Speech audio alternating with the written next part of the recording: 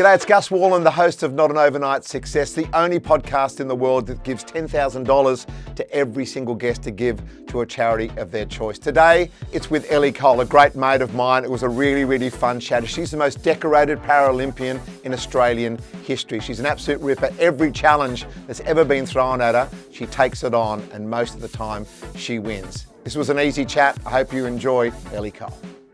Ellie Cole, how are you? I'm great, thank you. Really How's good to things with see you. you. I'm good. I got a bit of a throg in the throat, but that's just sort of overworking, I think. But it's always positive to see you. Every time I see you, I feel better for the experience. Nobody tells me that very often. No, it's true. But they should. You got good energy. You see the brightness in life, and I like people like that. Oh, so I think everybody likes people like that. Do you think You're like that as well, actually. I feel like I'm like that. Do you feel we need more of those people in this world? I think it's important to have a balance because then you have a bit of perspective when you do meet people like that. It's a breath of fresh air. Yeah, I like that. So tell us about you as a youngster. Obviously, a very challenging part. Most people don't have to go through what you went through. Tell us your journey. Oh, well, if I go back to being a youngster, I was born in 1991 and I was really fortunate to have a twin sister when I was born who was kind of there throughout my whole childhood. And we lived on a mountain in a log cabin with like stained glass windows that my mum made. Like it was beautiful. Or out of Mount Evelyn. Wow. And Is that down on the Mornington Peninsula down in Victoria? No, it's east of Melbourne. East of Melbourne, okay. Yeah, so it was a really great childhood. And then, you know, as you mentioned, a challenging part came along where I was diagnosed with cancer at the age of 2 and underwent a year of chemotherapy and lost my leg when I was 3. Obviously a very, very difficult time for my family, but for me, in hindsight, it's been great.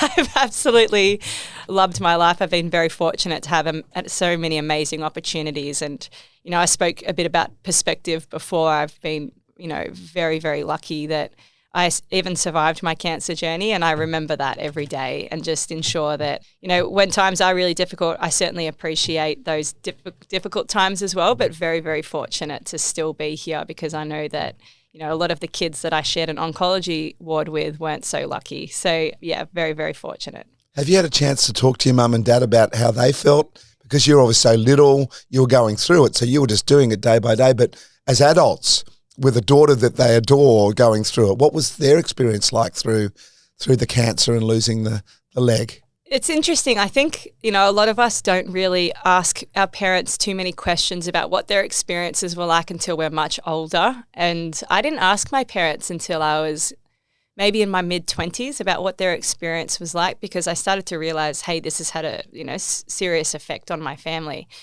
And it was a really hard time on them. You know, even now, I can't even say the word cancer to my mum without her just bursting into tears in front of me. Like, it's awful.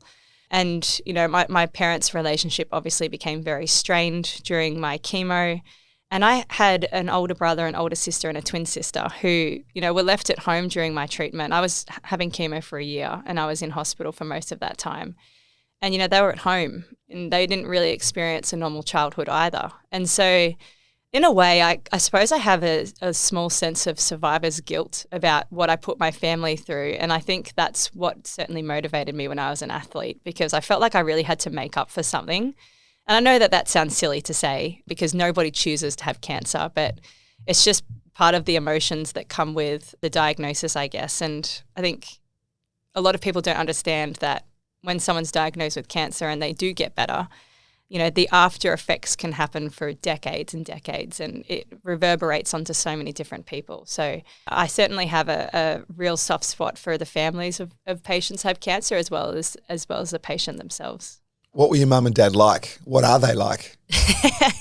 My mum, she wears her heart on her sleeve. She's very emotional, very in touch with her emotions and you know, you could just be sitting out on the back porch with her with a beer and all of a sudden the conversation goes really deep and, you know, she's someone that really likes to reflect on what her experiences have been like. But she was a very loving mother when I was growing up and now she's a palliative care nurse. So once we all kind of left home, she turned, I suppose, her caring nature and turned it into being a palliative care nurse, which is amazing. My dad is actually the complete opposite. You know, he was very hard when I was young. I've become much closer to him as an adult, actually. But he has an engineering background, so everything that he does is very logical. You're right. And, Okay. But it's a nice balance. It's a nice balance with my parents, with someone who is really in touch with, I suppose, their emotional side, and the other person who's very, very logical. So regardless of what kind of challenge I face in my life, I can always find a parent who has exactly the right words that I need to hear. Isn't that great? Between the two of them. Did they make it through everything? Are they still together? Yeah, they are. They did separate when I was young, and I think they were separated for about 2 or 3 years. Okay. And I have memories of going and staying at my dad's house, and I remember waking up one morning and I'm like, "Where's Mum?" Yeah. Should be here, right? And I think that was the moment that my parents began, getting back together again. But they're really sweet now. I think, going through that separation, like I said before, you can appreciate the other side. And, I've got memories of being in my late teens and, Dad leaving a little, rose on my mum's pillow. They're really cute. Oh, it's so lovely. And it really doesn't happen that often once people make the move away. They don't tend to get back together again. There's normally a reason why they've split, and could be another person or their lives move on. But so lovely that they were able to sort of be vulnerable enough to find that love again. I know. We should make a movie about them. Really, I just haven't heard it that often. It's just a lovely story. What about your other siblings? Tell me about them, your twin first. So my twin sister, her name's Brittany. If you call her Britney Spears, she does not like that at all. It's like trauma from her childhood coming through. Okay. But she's, very strong-willed. She was always very supportive of my athletic endeavours when I was a young child. And I have a lot of memories of her when I was a kid. And I was, upset because, I had to face a lot of adversity when I was younger with people's low expectations of me, I guess, as a girl with a disability. And she was always the one who would sit down with me in a corner of a room with her arm around me and tell me that, I could achieve anything I ever wanted to. So she was an amazing sister. And she's a bit of the black sheep of our family, I guess you would say. She's incredible. Her favourite things to do are video games. That's how she met her husband. Oh. And she's training to be an Olympic shooter, actually. So she's going for the Olympics.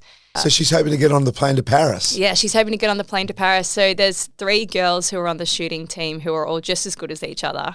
And it's pretty much whoever's the best on the day. So I keep telling her she's got a 33% chance of making the team. Is it just one of the 3 that make it? Yeah, only one.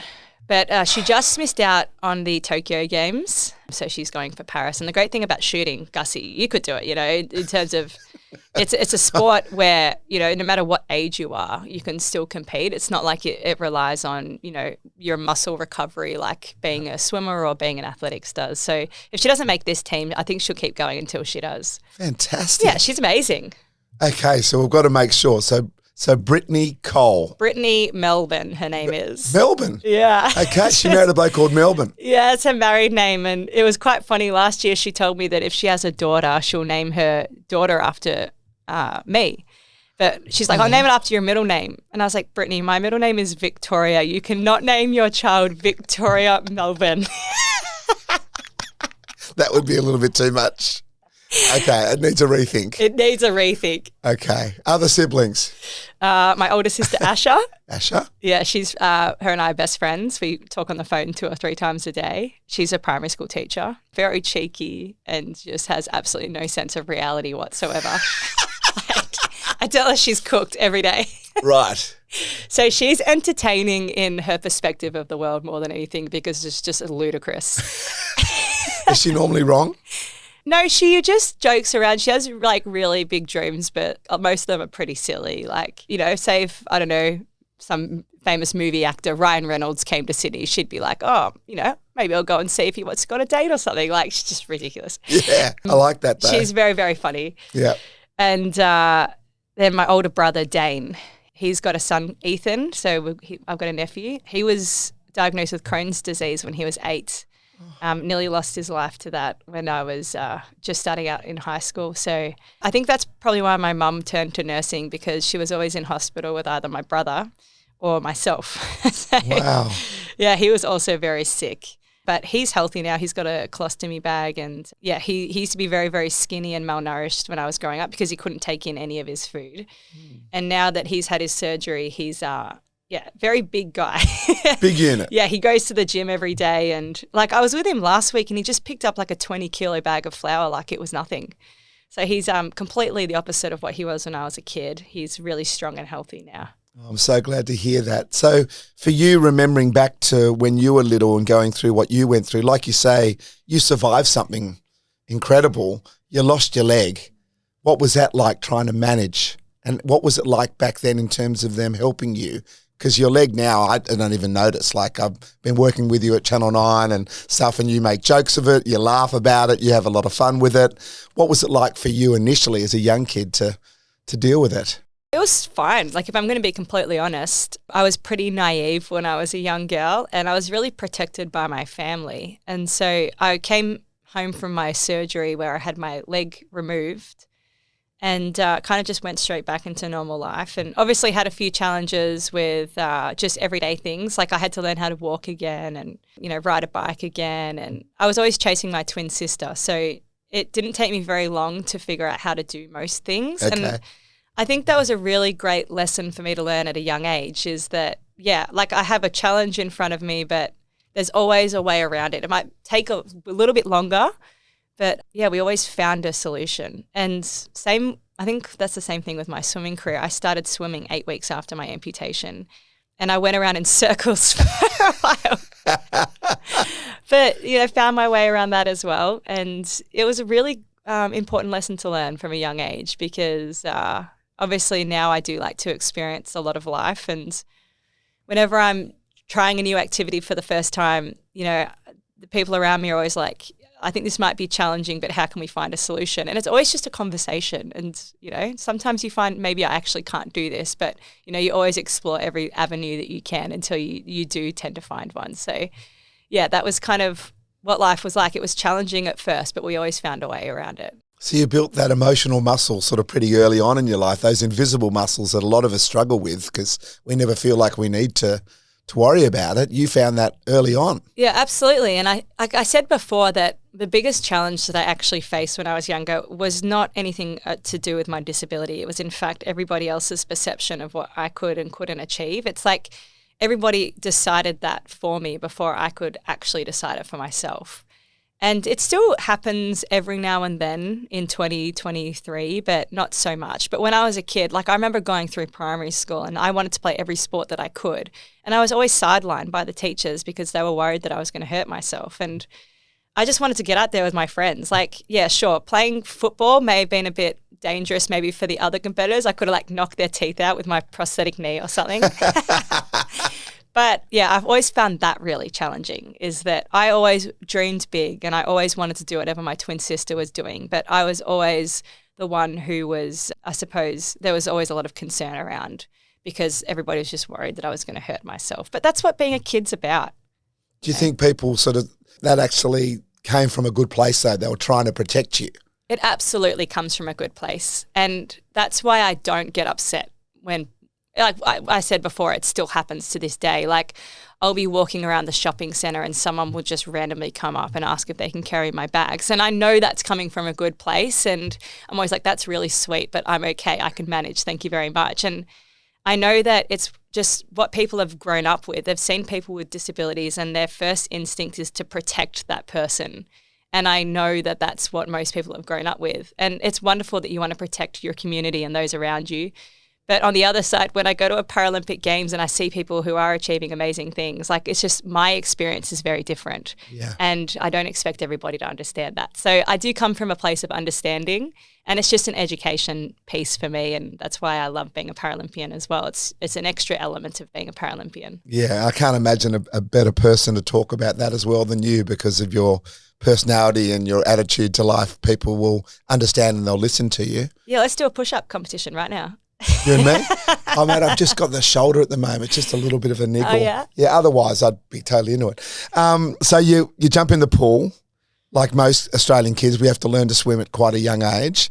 You go round and round in circles for how long? So, okay, when I jumped in the pool, they said it would take a whole year to swim in a straight line because they're like, she's going around in circles.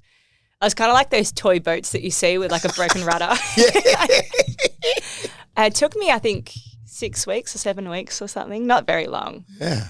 But I absolutely loved the water because I could just take off my leg and just jump in the water and feel this amazing sense of freedom. Like wearing a prosthetic is very uncomfortable and it's quite limiting in a way. Is that still the case now, or was that with the technology when it was when you were little?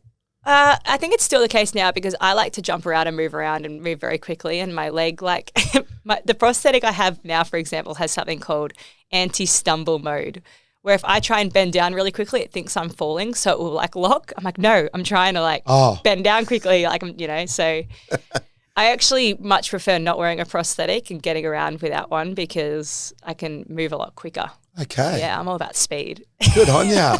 That's awesome. So I love swimming because I can just, swim without my prosthetic and it's just me and my body. I don't have to kind of teach a computer that's attached to me about what I want to do. I just know what I want to do. Awesome. So you jump in the water, you automatically feel awesome. You feel like, okay, this is my thing. Yeah. 6-7 weeks, you start going straight. Does some person at the swim school go, aha, I'll take you under my wing?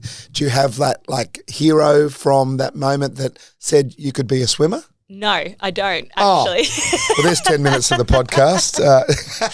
So I had my Learn to Swim teachers, and the great thing about them is that they treated me the same as everybody else. And so I just went through the program that all kids go through and graduated on the other side. And that was the end of my Learn to Swim story. It's a pretty classic Australian childhood story with the Learn to Swim program. Right. So what then happens for you to become this legendary swimmer that you became? So this is where it began, where I was sitting at my kitchen table one day and I'd just seen Swan Lake, like the ballet. And I told Mum, hey, beautiful. I love dancers, love dancing. I want to be a ballerina when I was younger. Like, can I try to become a ballerina? And she effectively scoffed at me from across the table and said, why don't you try this? Like, go to swim squad. And I said, I don't want to do that. Like, that's ridiculous. I want to be a ballet dancer. I've just finished all this Learn to Swim. I don't want to keep swimming. Yeah. I want to try something new. And so she said, just go to this one swim squad session and see what you think. And so I arrived there and there's this coach standing there. His name was Russell Parsons. First thing he asked me is, what football team do you go for? AFL, because I grew up in Melbourne. Yeah.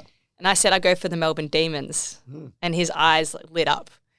And he's like, as long as you're not a Collingwood supporter, I'm fine with that. Yeah, I go for the Demons as well. Awesome. So he took me under his wing and, best day ever. I had the best time. All of the Collingwood supporters were put in lane 8s. And I was treated like a queen because I went for the same footy team as him. And honest to God, because of that reason, I kept going back. It was because of that coach. Connection with him. Yeah, that connection with my coach. And I always think if he went for a different football team, my swimming career may have never happened.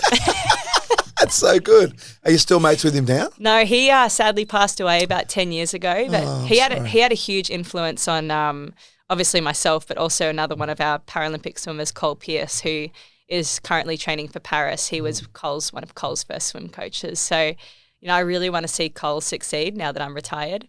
And just because of, his connection with Russell when we were kids. That's absolutely awesome. So at what point does it all open up for you and you go, actually, I could have a career here. I could become an Olympian. Like, how does that all work? So it didn't initially open up for a while because I didn't even think that I could, go to games and represent Australia. It wasn't even in, So the paras are a huge part of everything now. Yeah, not when I was a kid. So what year was this then? How many years did you have to wait before it all opened up for you? So I didn't even know really about the Olympics when I was a kid. I only learnt about the Olympics when it came to Sydney 2000. My dad put it on a projector screen, onto the lounge room wall in our living room. And I watched Ian Thorpe and Susie O'Neill, Petria Thomas, all competing. And I loved Ian Thorpe. I just wanted to marry him more than anything in this world. And I started going to the swimming pool and pretending to be like Thorpe. Right. I would find the biggest fin that I could, size 100 foot, and be like, I'm Thorpe. I didn't know about the Paralympics at all then. After the Olympics finished, I turned my television off, didn't know about the Paralympics. And then it was not until Athens 2004 I came across the Paralympics by chance. And I saw people in wheelchairs zipping around a rugby court, guys on these prosthetics that looked like springs, bounding down a court, people with no vision, soccer and football. And I couldn't believe like that there was a world out there of sport for people with disabilities, and that's kind of when my whole world opened up. So that was 2004, and then I made my first Australian swim team in 2006, 2 years later. And I was already pretty good by 2004 because I mentioned that I didn't know about the Paralympics. And so I grew up training in like an able-bodied program, and despite the kids having two legs next to me, I wanted to beat them more than anything. And so I was always had pretty high standards of myself. And I always wanted to be the best in my squad. I didn't care if I had a disability or not. And so by the time I found the Paralympics, I was already like pretty much wiping the floor with everyone, which is great. That's awesome. So that gave you confidence. Plus you had that mindset of like, I'm unbeatable here. Yeah, well, I'd been competing against athletes with two legs for my whole life up until that point. And then I found the Paralympics. I'm like, that person has one leg. I can smash these guys. Yeah. But that wasn't the case. Okay. It was a good thought, but incorrect. Yeah, like it's quite funny now. I still have that confidence. You know, when I retired from swimming last year, I started looking at what other sports I could play. And I was like, well, wheelchair tennis, like Dylan Alcott can play wheelchair tennis. I can bloody play wheelchair tennis. Yeah. And I looked up who my competitors would be. And I was like, oh, no, I don't think I could beat them. They're pretty talented. Yeah. It's not until you get into it you realise. So just going back to Thorpe, now you're mates with him. You've met him. Does he know your undying love? Did he know about that? Have you given him that vulnerability about how you felt about him back in the day? Absolutely not. And I know that you probably will now. I'm definitely going to now. That's awesome though, because I know what an absolute, superstar he was for everyone. We all loved him, and I'm glad that now he's living his best life. So I'm surprised that no one in your able body squad didn't sort of know about Paras and go, Ellie, you should be doing this. Like you had to sort of stumble across it. There was no one giving you the drum. Yeah, it was crazy. And like I discovered the Paralympics in 2004, and then primary school teacher of mine as well told me that there was like in our school sport program that there was like a pathway for athletes with a disability, because I'd always tried to make like the national team and stuff, and I was always missing out to able-bodied kids. And then when I found the school sport pathway as well, I'm like, okay, there is actually a pathway here. But it wasn't, presented to me on like a silver platter. It wasn't obvious like it is now. And so I'm super pumped for our future para athletes, because they're growing up now knowing that there is a world out there of sport for them, and they're going to be developing, from the ages, like I'm going to be picking para athletes from the age of 3. I'm going to be going like rehab pools and be like, you've got talent. Yes. And, there's a pathway for them to follow now. So yeah, our para athletes by Brisbane 2032 are going to be nuts. Like they'll be as fast as Olympians, I dare say, if not better. That is absolutely fantastic. I remember doing the London Olympics for Foxtel. Oh, how great. It was so great. And I was actually the guy for Foxtel that had to chat to the swimmers when they came out of the pool, right? Yeah, it should have been your job. It might be your job moving forward. But so I was there, and the girls did pretty well the first couple of days, and then the boys didn't do very well at all. Yes, that was a tough games for the swim team. That was a tough game for the swim team. And then I went and did postcards from London. So all the little snippet bits you played in between the activities and the events and so forth. And then I had a week where I could just chill in London. The Paralympics then started. Oh my God. How good is it? It was so fantastic. Every ticket was sold. That London Oval or whatever it was called, it's called Stadium. Sports guy here. The main seat. I'm a bit tongue-tied today. That stadium was going off. Yeah. And then I realised, I went, oh, okay, this is serious now. Like this is probably even more exciting than the able body Olympics. Oh, it's so great. I love the Paralympics, and like it sounds like you went to the athletics. Yeah. What's really interesting is, but particularly in the athletics world, is that the technology of the running blades that they have now are amazing, to the point, I don't know if you remember, Oscar Pistorius was wanting to compete. Of course. And they said, this guy that has no legs has an advantage Yeah. to the Olympic guys because, It's going to beat Bolt. Yeah. And I'm like thinking, I can't believe that we're living in a world of media now where they're saying that a guy with no legs has an advantage over Usain Bolt. Yeah. Which, to be fair, he probably did. But that's what I love about the Paralympics is the adaptations that they've found in sport, and it's amazing. Like, I saw a guy, I remember at London, he had 2 prosthetics of the same one that I have, X3s, not a BMW. And I remember like looking at him walk around the village and I thought, he's so cool. Like I wish I had no legs so I could look like that. Oh, isn't that amazing? Really has changed over time to being such a positive thing now. So for you, you are in your first Aussie team, 2006. Yeah.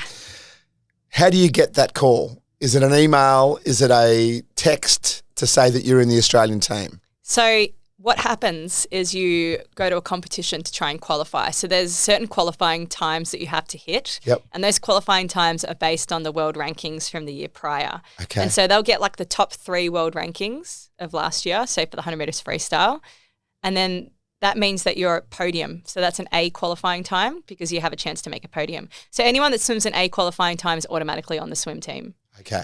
And then it goes, I think, down to top 5 times from the world rankings last year, and that's a B time. And then if they haven't filled all of the A time slots, then they start filling it with B slots, if that makes sense. Yeah, it does. So for you, were you an A slotter? I cannot remember. It was like 100 years ago. What? All I care about is that I made it. Yeah. So you're on the team. I was on the team, and I the- was 14 years old, so I was still at school.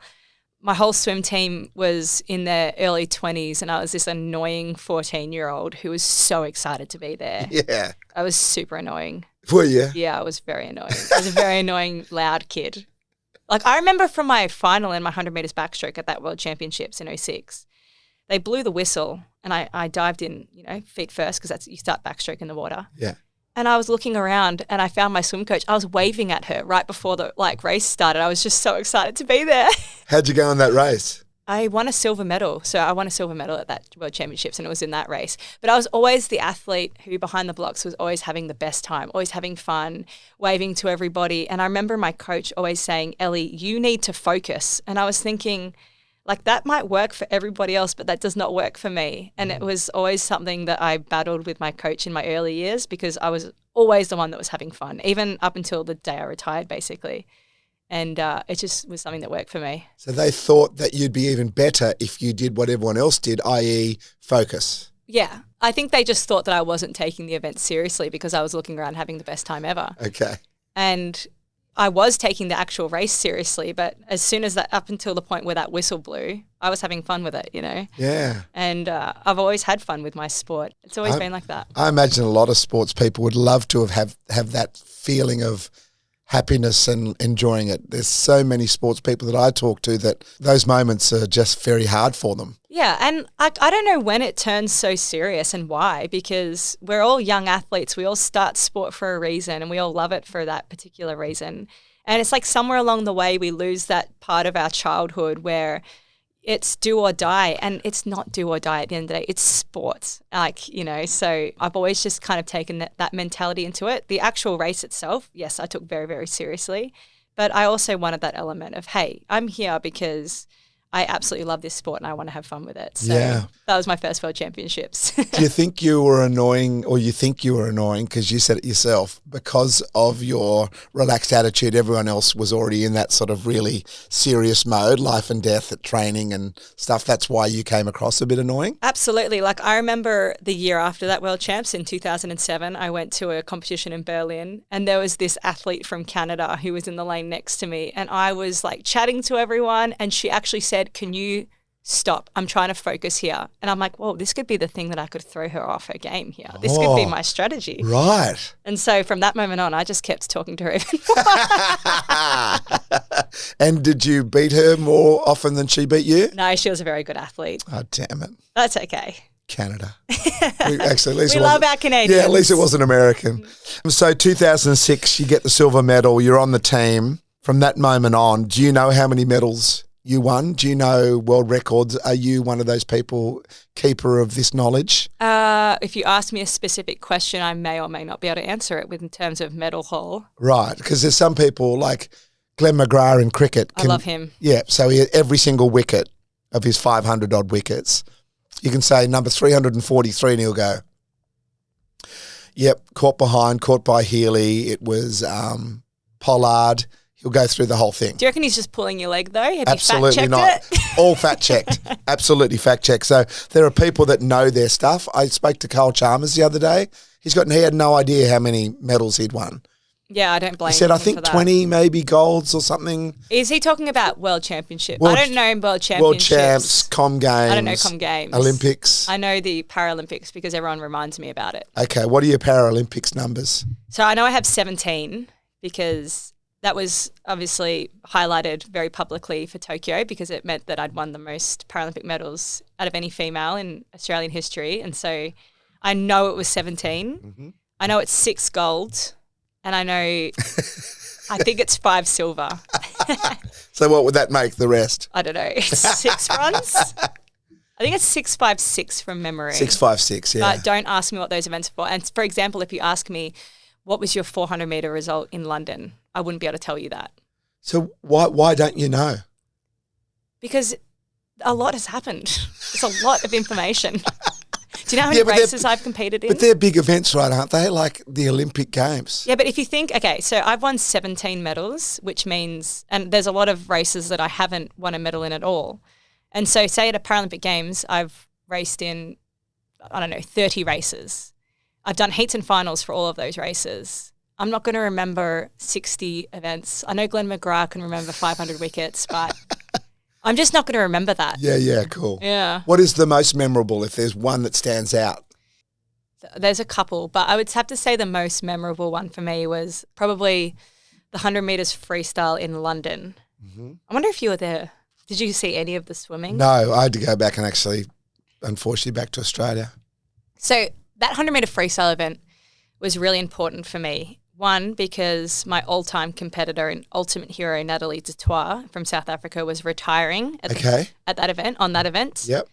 And she was someone who I looked up to for my whole career. And I had never beaten her up until that point. That was the only time I ever beat her. And I was so unexpected. Like, I remember swimming down the second 50 and I was breathing away from Natalie. I didn't know where she was in the pool and I just assumed she was ahead of me.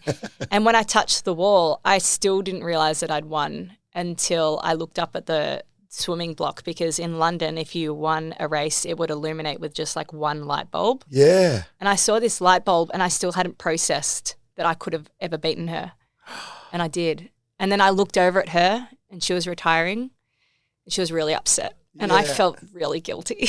So I didn't really get to have my moment. Yeah. But I was so proud of myself. Yeah. And it's since been told that my partner, who we've been together since London, was actually at that event. It was like the first time that she ever saw me compete, kind of thing, in the crowds. Oh. And we didn't even know each other then. Yeah. So it's just a nice event. It was a nice event for me to reflect on, because I was just so proud of myself, and everyone that I kind of loved was at that stadium, even if I didn't realize it at the time. Yeah, you know now. Yeah. Have you watched that back? No, I don't like watching my events back. They make me really emotional for some reason. I had a lot of difficult moments leading into London that don't bring up good memories. Okay. And so whilst London, the games itself was amazing, actually the preparation for it caused quite a lot of trauma. And so I don't like to look back on those races because it brings up a lot of other memories. And it's a real shame. Like, I remember Mum's really proud, obviously. And when people come over for coffee and tea, like, she'll show my races. And every time she plays one of them, I have to leave. Like, I just can't be in the same house as that race playing. Oh, really? And I don't know why. And I know Susie O'Neill has a similar experience. Like, she can't watch her races back. And it's a lot to process. And I don't think I'm ready. I don't think I'll ever be ready to sit down and watch them. Oh. Yeah. That is sad, because there's so many wonderful memories for other people, and that's a big moment for you too. It's a shame that you can't relive it. It's okay. You can move on to other things. Yeah. No, and that's exactly what you do. And talking about that, did you retire a little early? I spoke to some people and they reckon you might have gone a little early. Who said that? Just, you know. I was like 30 years old. I know, but just in terms of your ability and so forth, are you happy with your decision to not be swimming competitively anymore? Absolutely. I wanted to retire after the 2008 games. Wow. And then I wanted to retire again in 2012. And then I wasn't happy, as I said, with my preparation for 2012. So I'm like, okay, I'll go to Rio. And then Rio was like the shittest games ever. Right. It was so disgusting. And I thought, I can't retire on this game, so I'll go to Tokyo. So in the end, you couldn't wait. Like, you'd been waiting 12 years for it. Yeah. And then after Tokyo finished, I was training with the Campbell sisters leading into Tokyo. we were all talking about going to the Commonwealth Games together, because the Commonwealth Games is the only competition where para-athletes and able-bodied athletes are able to travel together. I thought it'd be really nice, to retire at the Commonwealth Games with, two of my teammates who I've trained with for 3 years next to me. And so I made the decision to go on to the Commonwealth Games after Tokyo. And then Bronte decided to go and work. And then Kate went off on holidays and they left me there. Yeah. Thanks. But it was actually nice because I said goodbye to my whole Paralympic family in Tokyo, all my athletes and, people I've grown up with. And then I was able to say goodbye to all of my Olympic friends, able-bodied friends at the Commonwealth Games. So, yeah, it was so hard in between Tokyo and the Com Games, though. There was like a period of 8 months where I just didn't want to train anymore. To get up every morning and train twice a day, like 6 hours a day, when I just knew that the end was so close. Yeah. Like, have you seen marathon runners when they're running, and they see the finish line? As soon as they lay eyes on that finish line, their whole body collapses. Yeah. It was that feeling. Yeah. It was awful. Not that I ever do it at your level, but I ran the 2014 New York Marathon and I literally turned around the corner into Central Park, which is where the finishing line is, and there's 800 metres to go. There's a huge big sign and there's a whole lot of really, really, really fit people stopped. Yeah, it happens. And they're like, I don't think I can do 800 metres. Like, I don't know. Their whole head just stops and, I'm in my 5th hour, just battling through and I'm like, you guys right? And they're like, just got to get my head right because they thought that they were going in and it was going to finish. 800 metres was too much for them. I know. They had to get their head right. I would love to know what do you think the psychology behind that is? Yeah. Well, I also was told that if you run past the finishing line, like by 10 metres or so, you're actually an ultra-marathon runner. Oh. And I always wanted to do that, but my mate was standing there with the medal, put it around my neck, and then my wife and kids came out and we had this big cuddle and I completely forgot about it. But that was my absolute goal, to run through the line and to do another 10 metres, and I never did it. Well, you have to do it again. Well, it's 10 years next year, so that's what I'm trying to perhaps think about doing that. Okay, you heard it here first. You heard it here first. So you retire. Are you at all worried or concerned about your future? What do you think, such a huge part of your life is finished? What's the future going to be for you? The transition for athletes is very difficult. I had heard about this for years and years before I made the decision to retire. In fact, even the first few years of me being on the swim team, I was already meeting with an athlete career and education advisor because they want to set you up and make sure that you have a plan for, whether you choose to retire or not. Some people have to retire due to injury. And so I'd been planning my retirement for like 10 years. Right. And I haven't struggled with my retirement at all. And I've been one of the very, very lucky ones because I know that a lot of people, it's a huge part of their life that they give up. But I was so ready, Gussie. Like I couldn't wait to get to the end. And I'm still very close with a lot of the athletes on the swim team and a lot of the athletes on the Olympic team. And I still spend a lot of time with these athletes, but now I don't have to train anymore. Like I don't have to do it. Didn't get up this morning and pump out a few Ks? And it's like I'm so in the honeymoon period still because I wake up in the morning, I make my coffee and I just sit and enjoy it. And I'm like, I'm just so lucky because I don't know, I'm good friends with Bronte Campbell still and she's training for Paris at the moment. Yeah, she's back. Yeah, I tried to ring her last night and she's like, I'm at the gym. And I was like, oh God, I remember those days. Like, Glad you're not. Yeah. So I've been really fortunate. And I try not to I suppose, celebrate that too much because I know that a lot of athletes really struggle and I don't want them to look at the way that I feel about retirement and be like, well, why don't I feel like that? Yeah. And so I'm really supportive of other athletes that retire and I know that and appreciate that I've been very lucky not to feel that way. But I've got amazing support networks. I've had a lot of great career opportunities, but I had to work really hard to set up those opportunities when I was an athlete. And I think that's one thing that I identified is that it all just doesn't get given to you at the end. But there are so many amazing people who are there to facilitate that and who are there to help that. Yeah. And you have to be open to so many opportunities. And so I made sure that I was as open to as many things as I could be. And I'm effectively saying yes to everything. It's like a human experiment. 3 months ago, I was asked to be the team general manager for the Australian Youth Commonwealth Games team. And my first instinct when I was asked to do that job was just just say no because I didn't feel like I was qualified in that space. I'd never worked in sports administration before. But I was disappointed that my first instinct was to say no. And then I was thinking there is no way that I can say no to an opportunity like this. And whilst it was really scary to do that job, I had an amazing team around me like I did when I was an athlete. It was a shit show, the actual games. Like everything that could have gone wrong did go wrong. But I absolutely loved it because I had an amazing team with me and I would do it again in a heartbeat. And yeah, it's just saying yes to everything within reason. Channel 9 came a knocking. We've worked there together. I'm assuming you're going to be part of the Olympics and that sort of stuff. So there's the media side as well. That keeps you busy. Do you enjoy that? I love that. And more than anything, I've, really enjoyed meeting different people like you, Gussie, and the opportunities there that has presented themselves. But I've been really impressed with Nine because, I think they've taken a real punt on me in terms of I don't have too much experience in the media on the other side of the microphone. Yeah. And I'm really fortunate to be going to Paris with the Olympic coverage and doing your job, the swimming interviews on pool deck. That's great. And I'm a 4-time Paralympian. I've never been to an Olympics. I'm so excited. Like, if I think about it, I nearly start crying because I'm so excited to be able to do that. And I think it's a true reflection on, the approach that Nine are having. They're sending a Paralympic athlete to do Olympic coverage. They're not selecting an able-bodied, news reporter to do that. And I think that in itself is showing how the world's changing. So I've really enjoyed working with those guys and, I'll be hosting the Paralympics as well. Yeah, you're an absolute natural. You're a gun. You know your stuff. You're passionate about it and you're real and authentic. And I think COVID in particular knocked a lot of that out of us. We just want authentic and real now. Everyone does. And that's who you are. So that's why Channel 9 are so smart to lock you in.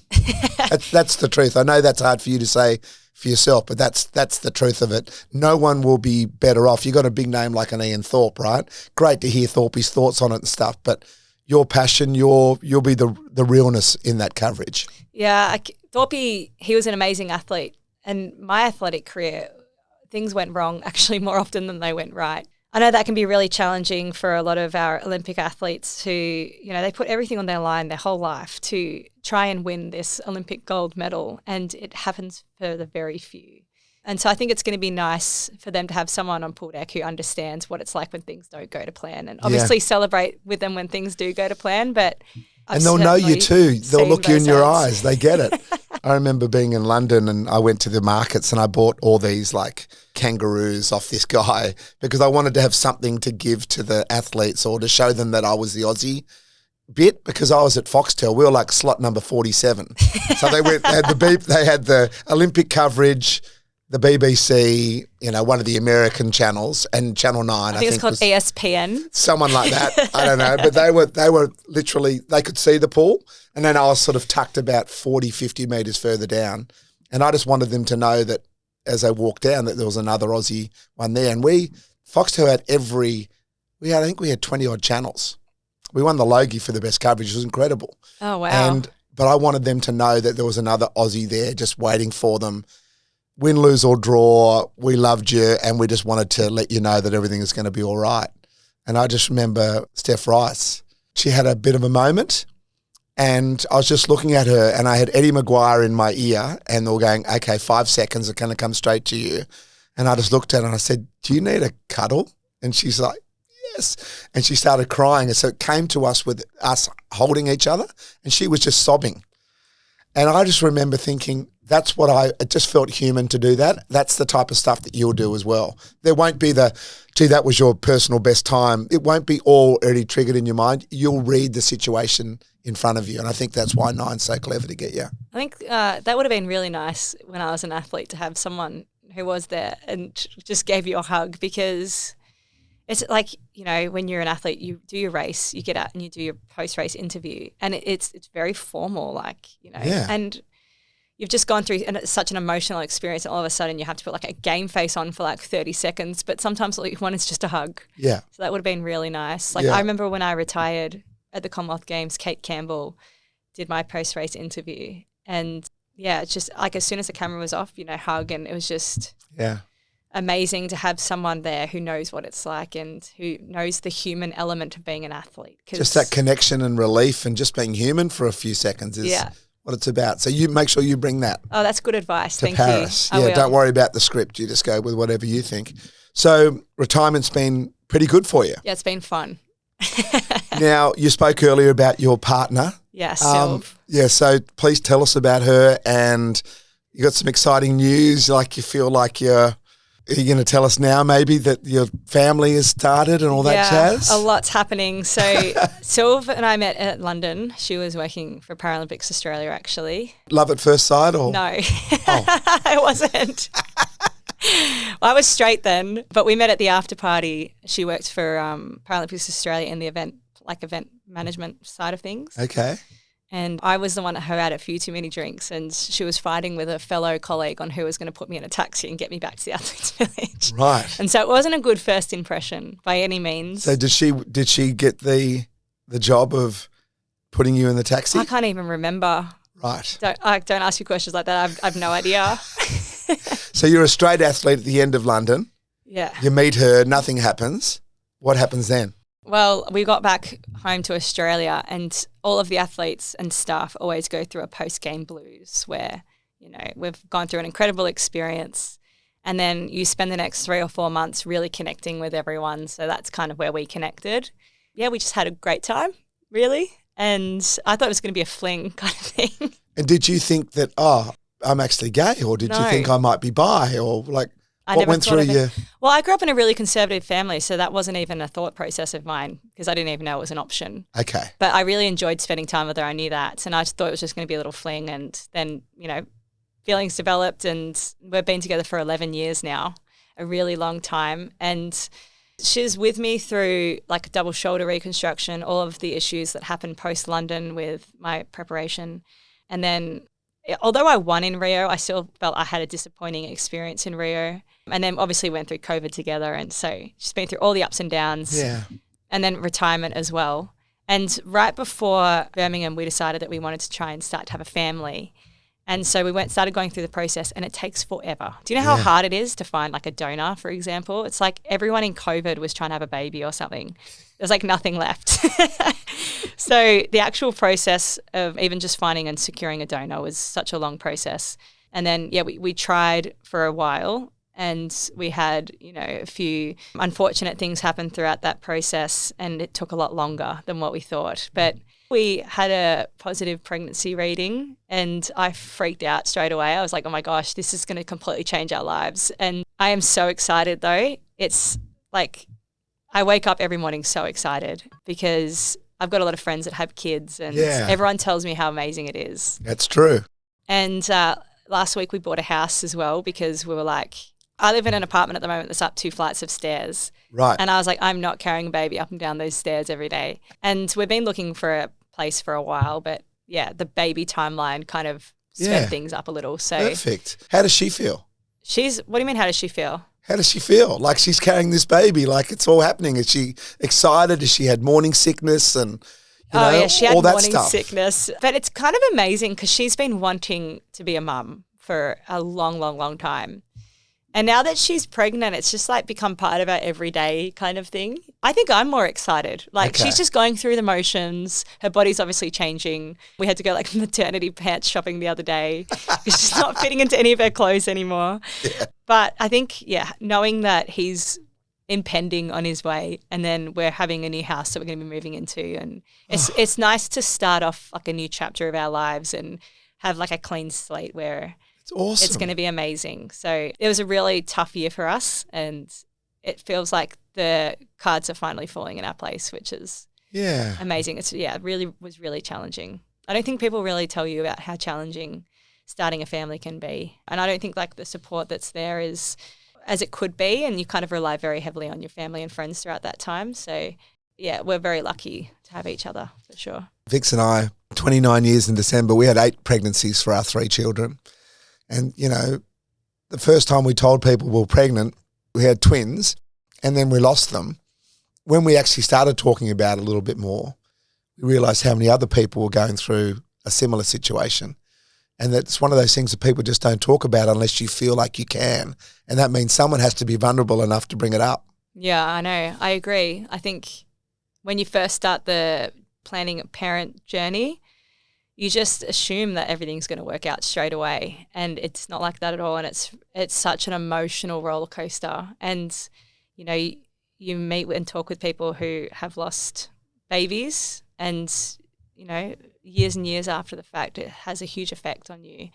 And no one prepares you for that, I don't think, when you start. So it's really important to be very vulnerable and talk about it, because it's just an awful experience to go through. And you got to think how many people are going through that and sitting on their own with no one to talk about it with. No, well, I live my entire life with vulnerability, and I find it to be so much better for it, because you're not worrying alone then. Yeah. You know? I agree. Yeah. So what an exciting year you've got ahead. Yeah.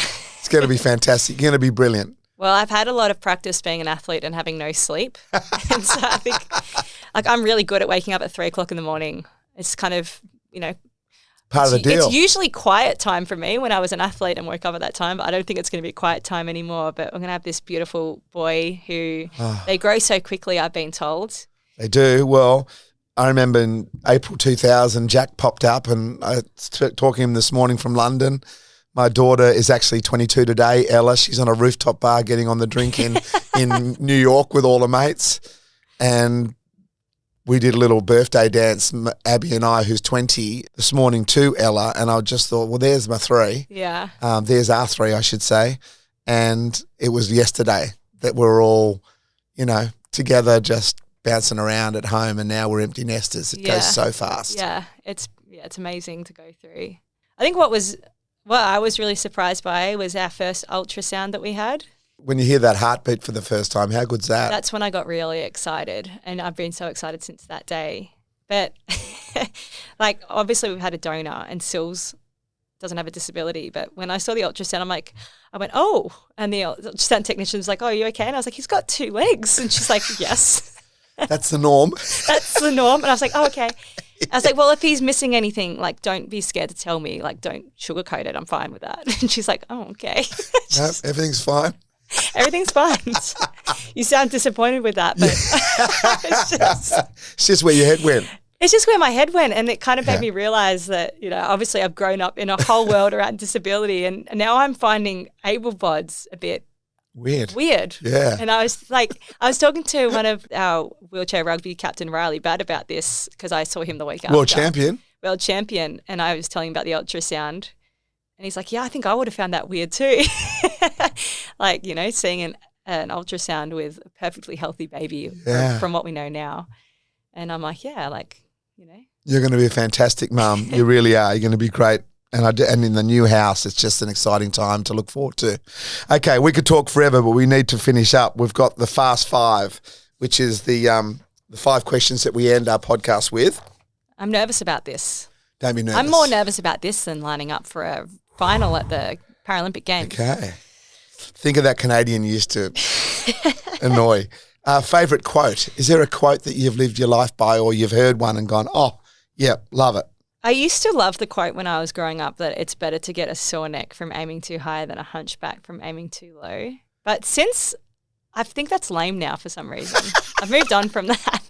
I've never heard it before, but I like the thought behind it. Maybe because I thought about it so much that it lost its meaning. Okay. Where then as I was going through the London experience, I came across this quote. It was glued on the door of our swimming pool, that insanity is doing the same thing over and over again, expecting different results. Credited to Albert Einstein, but apparently he never said it. Oh. But I just love that process about you'll drive yourself insane if you're always doing the same thing and you'll expect things to turn out differently for you. I think that can relate to so many different areas of your life. Yeah. Yeah, I feel like when we get stuck in a rut, I think, you know, if you look at that quote, you realize, okay, if nothing changes in my life, then everything's going to stay the same. Yeah. So let's change it up. Yeah. Small steps. Favorite holiday destination? Well, I don't know how many athletes you've spoken to, but athletes don't really go on holidays. We had like 3 days a year off when we were an athlete. Really? So we usually spend that with our family. Okay. I did New York and Miami, though, on the back of a swimming trip when I was competing in Canada. Did New York and Miami, loved it. But then I came home and did a road trip around Tasmania. way better. Wow. Yeah. Okay. Tassie is the place to go. I think it's Australia's best kept secret. There you go. You go to a different place every day. It's like you're in a different country. It's amazing. Cool. So go Tassie. Tassie's never been the answer to that question, by the way. I bet it hasn't. That's the first. Favourite book? Are you a reader? I used to read a lot when I was a kid, and I've just picked it up again, actually. Okay. Do you like reading, or just listening to the audiobook? I read. But I actually read on my phone. I get digital books. Oh, yeah. Because you can read wherever you are then. Yeah. And you can have like 30 different books on your phone at the same time. Yeah. But I used to read a lot of Jodi Picoult when I was younger, and I like her books because she always has every chapter is someone's different perspective on a common issue. Oh. And I really love that. How do you spell that surname? Picoult. Okay. She's the one that wrote My Sister's Keeper. My wife's got that by her bed right now. Yeah, all of her books are brilliant. Okay. Favourite movie? My favourite movie would have to be My Big Fat Greek Wedding. The original? Yeah. When the games got postponed by a year, Kate and Bronte were devastated. And so I went over to Kate's house and we put that movie on to cheer us up and drank half a bottle of scotch. Sounds like a good night. It was a great night. Yeah. And I realised in that moment that I could almost quote that whole movie. It's brilliant. You love it so much. Yeah. Makes you happy. Yeah. Okay. And favourite charity, because we're very supported here by Shaw and Partners. They're a financial services company, and Earl and Al, who are just legends, so generous. They give $10,000 to all our guests that you can give to any charity of your choice. Okay. That's So- amazing. Thank you to Shaw and Partners for that. They really are amazing. We're the only podcast on the planet that does this, so we're very proud of that. So who would you like to give the 10 grand to, and what do you think that charity will do with the 10 grand? So I have a question. Yeah. Can I split the You charities? can. I can? Yeah. In fact, Okay. last year Lane Beachley did 3,333 times 3 over 3 charities because she couldn't make up her mind. So whatever you like, you can do 10 at $1,000 if you want. Okay. Well, it's in the same industry. So I would like to give $5,000 to Camp Quality Yeah, because brilliant. I have been working with them over the last 12 months and their work is incredible. Their services are all about supporting the families, as I mentioned before, is so important, and to make their childhoods fun and memorable, and so that their whole childhood isn't just overshadowed by a cancer diagnosis. On the other hand, I would also like to give $5,000 to Challenge Kids with Cancer because they're actually the charity that supported my family when I was going through my diagnosis. Oh, beautiful. And I used to love being a kid. Like, sure, I'd lost my leg. I was a cancer survivor. But there was nothing more exciting than waiting by the post box and getting this envelope every month that would have all of these fun activities that my siblings could go on, like horse riding days or overnight stays. They had amazing Christmas parties. And they genuinely made my childhood so great. And my siblings were like, thank God that, this has happened because we have the best childhood ever now. Oh, And so I'm very, very grateful to Challenge and the support that they offered my family when I was going through my diagnosis and for a decade after.